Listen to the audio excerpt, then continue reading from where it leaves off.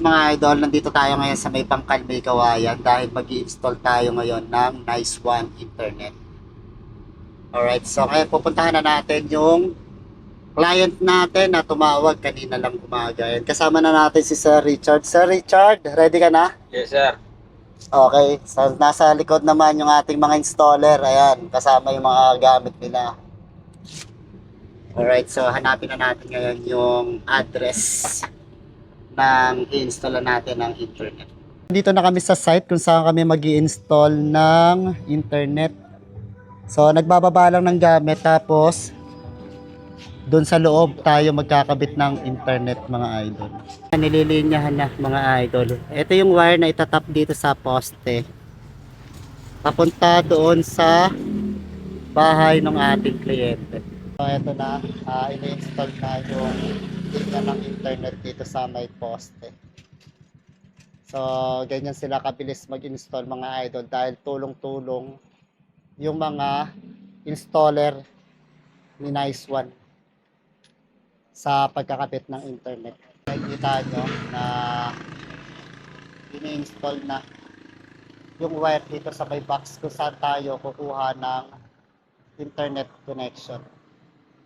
So si Sir yung in charge sa pagkakabit dito sa may poste. Ayan, si Sir Richard. Patapos na siya, mga idol, mag-install. So ayan, ganun lang kabilis. Na-tap na yung linya ng internet dito sa may box. Mula dun sa may poste ng kuryente, papunta dito sa may apartment kung saan nakatira yung client natin na nagpa-install ng Nice One Internet. Ayan, nalinyahan na yan, mga idol. Then after mag-install dyan, diretso na siya doon sa mismong bahay ng client natin.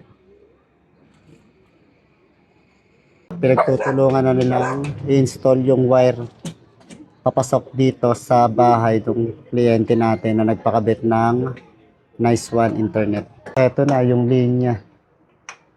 Papasok dito sa bahay tapos install na siya dito sa ating router. Patapos na tayong mag-install ng internet, mga idol. And i-check na lang natin to dito sa power meter, mga idol.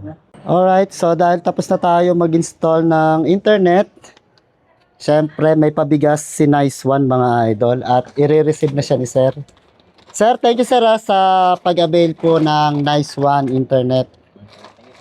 Mga idol, sa mga nais pong magpakabit ng internet ay available na po si Nice One dito sa Bulacan, May Kawayan, Marilao, Bukawe, Santa Maria, Pandi, Malolos, at San Miguel, Bulacan.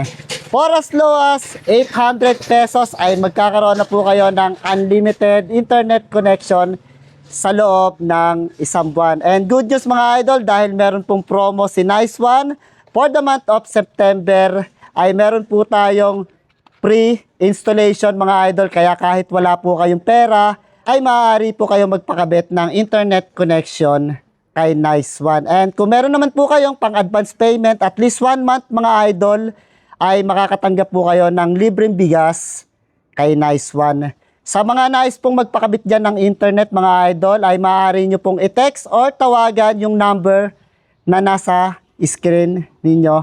So ano pang hinihintay nyo, mga idol? Magpakabit na kayo ng Nice One Internet.